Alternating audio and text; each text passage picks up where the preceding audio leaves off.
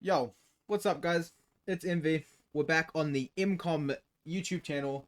Now, today I have a special guest to some people, and his name is WKW Nova, or Old Man's Nova, as I like to call him.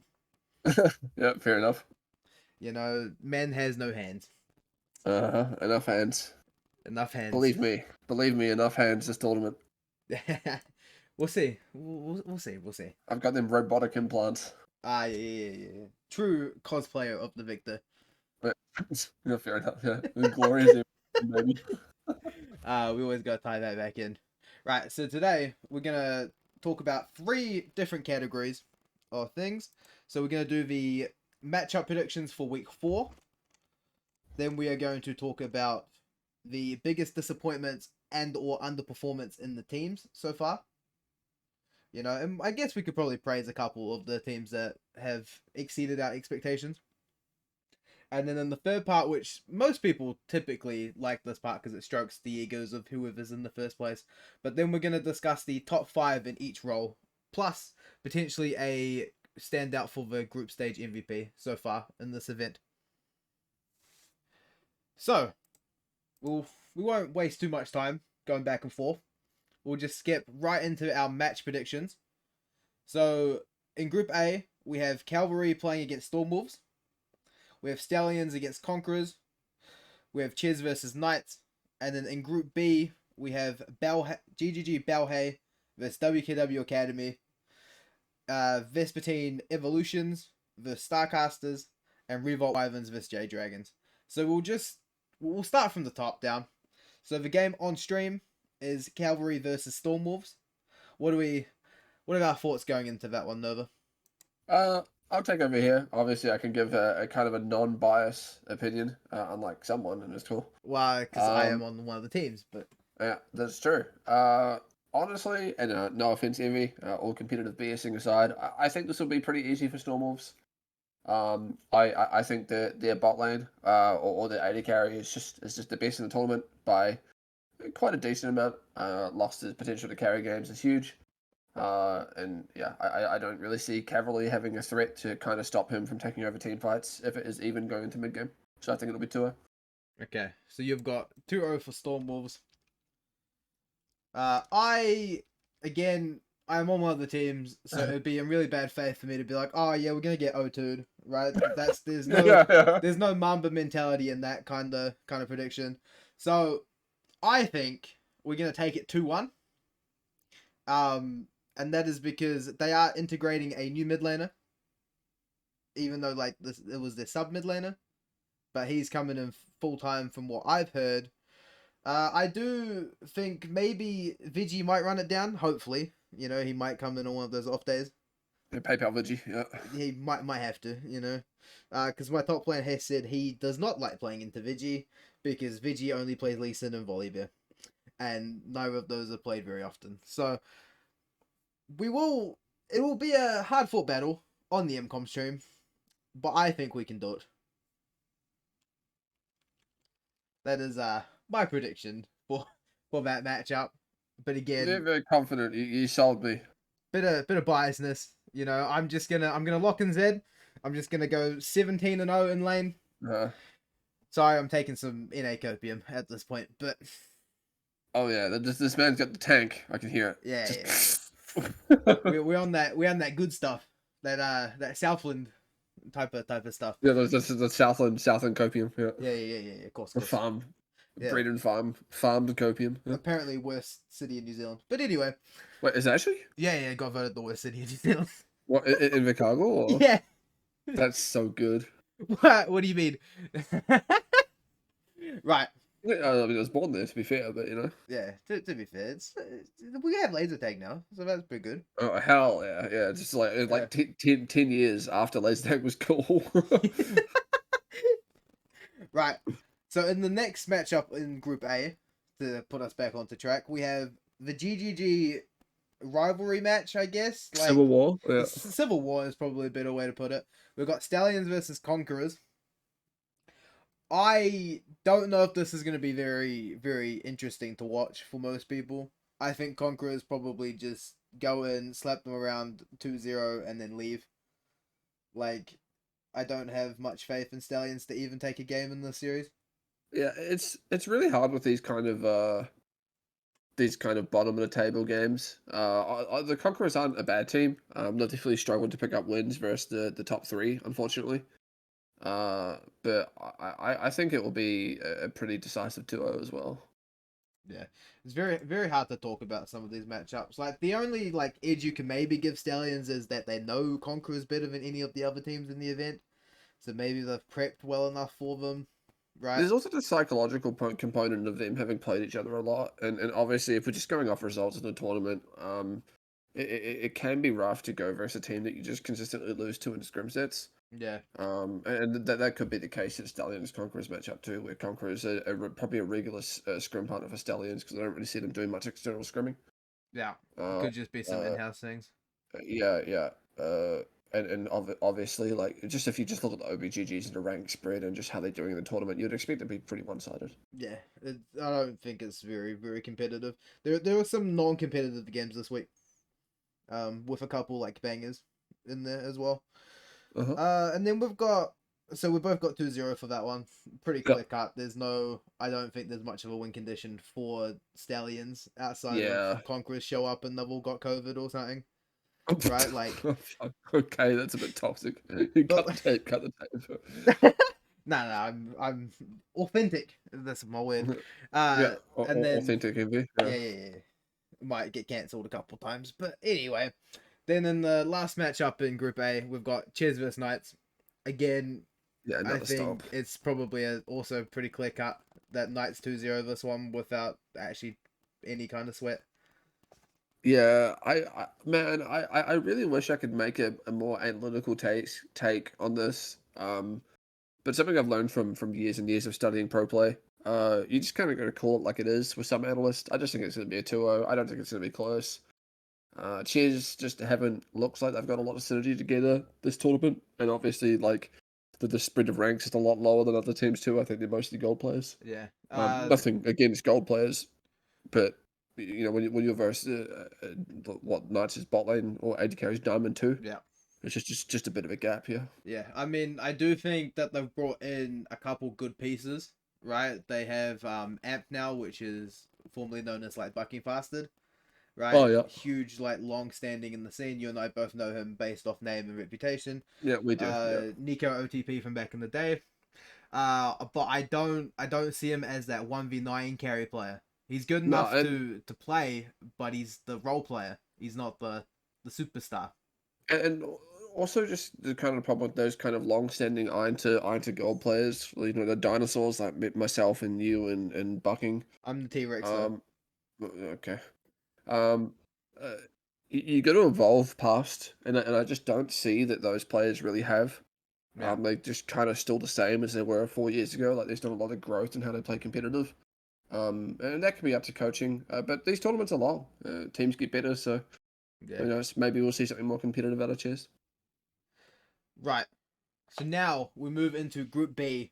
Probably got a couple actually decent matchups in terms of like standings and Oh yeah, we were yeah. discussing this a little bit earlier about the first matchup in the group, which is GGG Belhay versus yourself on WKW Academy.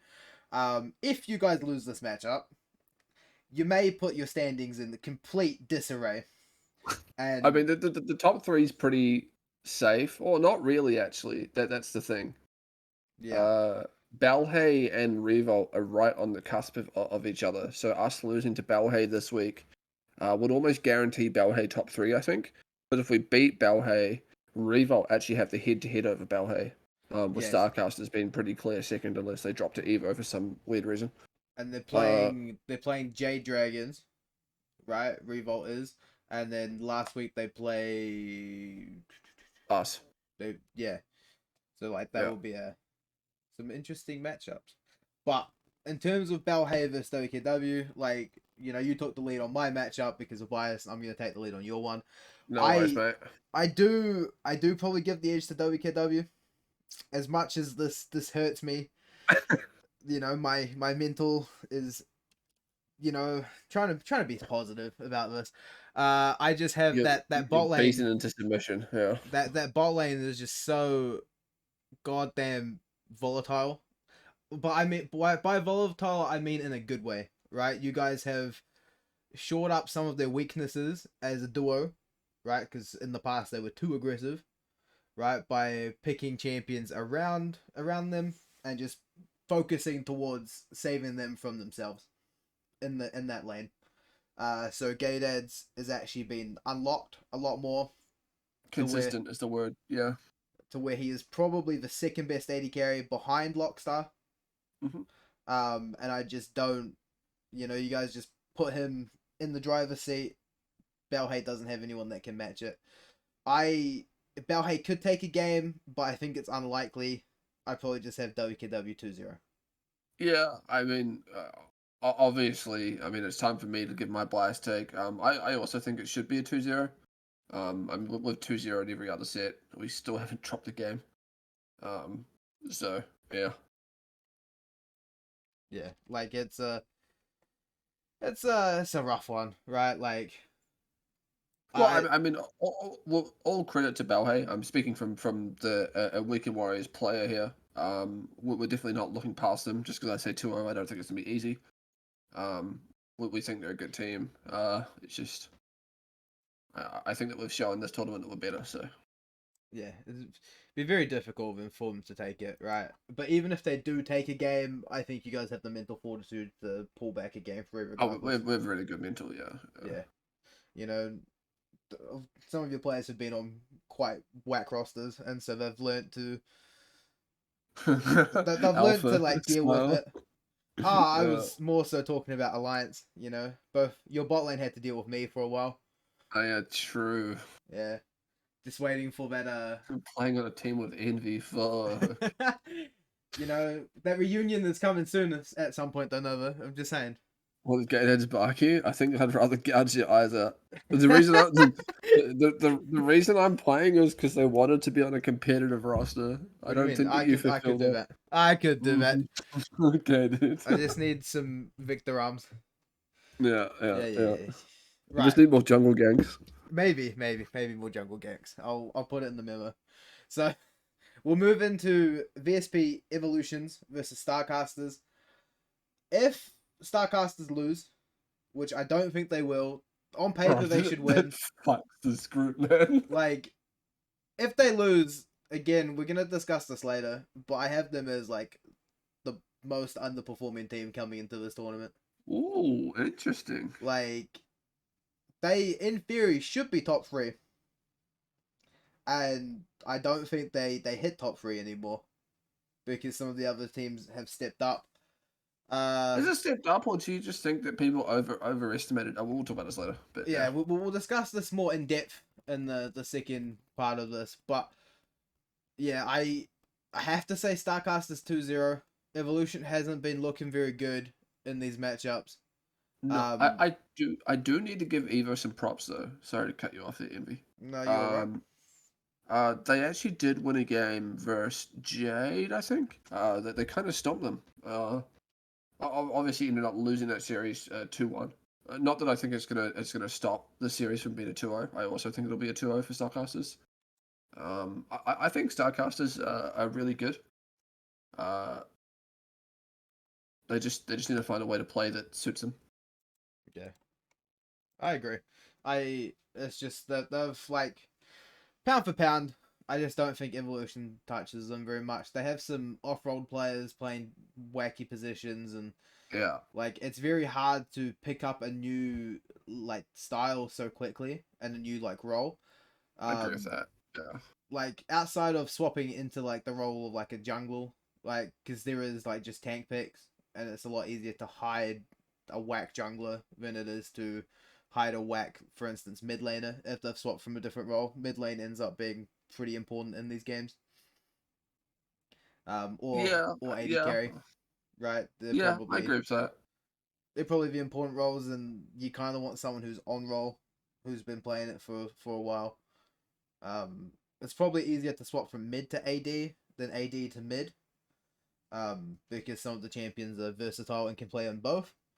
But I just think having a AD carry player playing mid, right? Because from what I know from when I used to be in the org and around the team, their mid and AD both swap between which one plays mid and which one plays AD at times, depending on which roster they run. But it's just I don't think they've built enough synergy with one core five, and so they look quite whack. Plus, they were running players like Dream and Vipar at one point, and neither of them are around at the moment. Yeah, that they both left and made their own roster, I think. Yeah. From the OC rumor mill. Yeah, so that probably Uh, doesn't help them either in terms of shot calling and experience. And Yeah, I gotta give credit to Evo though. I don't think they're bad. From some of the games I've watched, from people I've talked to, I just think that they're a very slow team that doesn't really do anything early, and Starcasters are also a slow team that don't really do much early, which is kind of we'll lean into that a little bit more of my analysis. I just don't think that they're going to be able to stop Starcasters from just out fingering them in team fights. and outscaling them, right, with just Yeah, better just players. that's what it's going to do. They're going to pick scaling in mid. They're going to pick something team fighty and AD carry, and they're just going to out 5v5 them come 20 minutes on third drag. Yeah. Yeah, so like it's not a very interesting matchup, I don't think. No. This one is though very interesting. This last one actually has huge bracket implications in terms of the groups. So we've got Revolt Wyverns take on Jade Dragons. I think because the mid laners, which again, sorry, we're both mid lane mains, but I do think this ends up being the most important role in this game. Sure. Dayuku has been known to be a bit of a wacky cannon, wild cannon, Wild card, yeah. wild card. Yeah. That's Loose right. cannon. Loose cannon is what you mean, yeah. Yeah. You know, one day he's popping off, he's solo killing you, and you know he is very highly like rated in terms of players from most people. But some days he'll turn up and he'll just die 3 or 4 times in lane before 15 minutes, and it's just really hard to actually gauge where he is. But I think Jade Dragon's mid laner, I don't know too much about him, right? Because I've not actually seen or played them very often. Plus, they keep changing their roster on Jade. Yeah. I scrimmed him last week, so I can give some insight on that. But yeah, I just think that's the matchup that determines who's going to win this game, in my eyes. Is who shows up on the day. Yeah. It's an interesting one. Must win for both of them. Both of them sitting just one game off that top Top 3. top 3. But I think what's interesting to note is that Revolt both of these teams have a really interesting last couple games. Which is Revolt have. Sorry, I'll just bring this up. You're all right. Yeah, so Revolt have obviously they have Jade Dragons this week, and then for their last week they have VSP Evo. So you'd think that they have what should be a pretty easy free win. Next week. No offense to VSP. Yeah. But this week, if they win, that brings them up to 3 wins, 2 losses. 2 losses being versus Starcasters and WKW, who you'd think would be 1 and 2 at the present moment, short of anything nuts happening, right? Yes, some kind of upset. But the path to Jade is a little bit harder because Jade have Revolt, obviously, which if they don't win, this is all moot. They need to win this, and then in week 5 they have WKW, who are obviously some bias here, but just factually the best team in the group right now. Yes, you could argue number 1 in the group. So you would think that if Revolt can get past Jade here, they're set. They're probably going to squeak top 3 because Balhay have WKW this week, and they've actually lost to Revolt before. Yeah, which is super interesting. Why this matchup's really interesting because obviously Revolt win, they're pretty much set. Whereas if Jade win, they still need to do the what's harder, which is beating WKW the week after. As for my prediction, this one, I think Revolt. I actually think it's going to be a 2-1. Yeah. I think Revolt are a really volatile team. They're prone to just kind of tilt mental boom and dropping a game. I will say out of all the games that we've scrimmed, obviously scrim results are kind of messy. Yes, I agree with that. Yeah. scrimmed plays, Revolt have been our toughest competition. Like even over Starcasters, like both our games for Steam were actually like really close. But you can definitely see that just kind of like in key moments of the game, they just kind of lose their minds. So they really need someone to step up and kind of be uh The guy who like makes the decision. the discipline, like the rock of the team, you know. Yeah. Maybe you can talk about Jade in that regard because I don't really know Jade that well. Obviously Jade's an income team, so maybe you know some of the players. But I've seen walking around a little bit. Their top side is quite new to me, right? Because they went through a huge roster rehaul before the event. Weirdly enough, I think we've only scrimmed them like once, and even that, I was not actually paying too much attention in those games. Poor me, I guess. But yeah, we've kind of been like us personally, we've just been scrimming our own group for some wacky reason. But so I don't actually have too much information oh yeah, on the Hidden Dragon. you never scrimmed a Group B team. We played Starcasters and you guys. Yeah. I was throwing out some bait there. I'm aware. But for some reason, and I got a little bit annoyed about this, my team set up a scrim against Stormwolves last week. And I was Oh, like, why are we scrimming the team we're about to play? to be fair, we did the same thing. We scrimmed Jade this week, and we Yeah. played them next week, which was a bit odd, but it didn't really matter. So, Yeah. I mean, it depends how big of a turnaround you can and how much you can oh, actually get from the information, yeah, right? Like, we have a lot of coaches and yeah, you know. yeah. But no, I think it's gonna be 2-1 to Revolt is what my Yeah, prediction I is. I too also give it to Revolt. I just think they're gonna come in. They got a experienced support, right? Lightless has subbed in and become the starter for Petite Pixie, I believe. Yeah, which is huge for them. It's why I rate them a lot highly. Obviously, Yeah, Lightless is a part of WKW. in the past. He's very vocal as well. Yeah, so that might shore up some of their weaknesses in terms of a voice on the team who you'd hope would be able to tell people like stay the course instead of doing the wacky stuff. But I mean, Lightless is prone to a bit of tilt, so that's a bit rough. But yeah. but yeah, Do you also think it's gonna be 2-1? I'd also give it to Revolt 2-1. Oh, I think I would much rather see Revolt in the bracket because I think their ceiling can be so much higher than I Jade think so Dragons. too. I think Revolt are a real dark horse. I think they're a team that's getting better and better the more they play. Yeah, and if someone underestimates them, they're gonna come crashing down, right? Like you can't underestimate a team with that high of a ceiling, right? Based on Yeah, when they I come in. agree.